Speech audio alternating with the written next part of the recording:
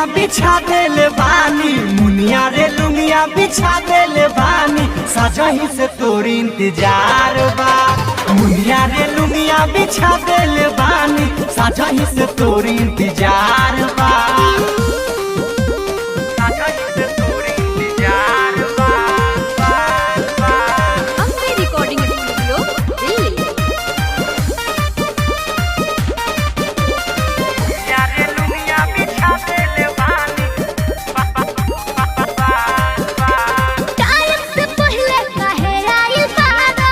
हमरा के ये जाने ऐसे ना झारो। काहे ना बोली तारू में रहने बा। बहुत कहली रे, हाँ, टाइम से पहले काहे आइल बारा?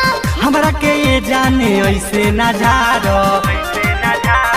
काहे ला फोन माया वो तो बार बार बा। बर्दाश्त नहीं के हो। मुनिया रे लुंगिया बिछा देले बानी, मुनिया रे लुंगिया बिछा देले बानी, सजही से तोर इंतजार बा। मुनिया रे लुंगिया बिछा देले बानी, सजही से तोर इंतजार बा।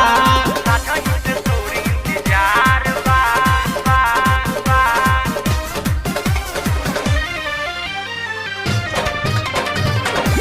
मुनिया रे लुंगिया बिछा देले बानी,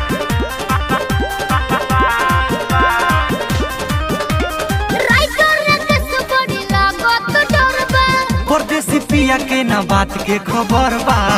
अरे काहे नहीं खबर? कैसे मानी बोल, हाँ, राइटर रे कस बड़ी लागत डर बा। पिया प्रियांशु के ना बात के खबर बा। हर्षदीप देख ली है गरम बाजार बा। तो का कहिए? मुनिया रे लुंगिया बिछा देले बानी, मुनिया रे लुंगिया बिछा देले बानी, सजही से तोर इंतजार बा। मुनिया रे लुंगिया बिछा देले बानी, सजही से तोर इंतजार बा। Ambe recording studio Delhi.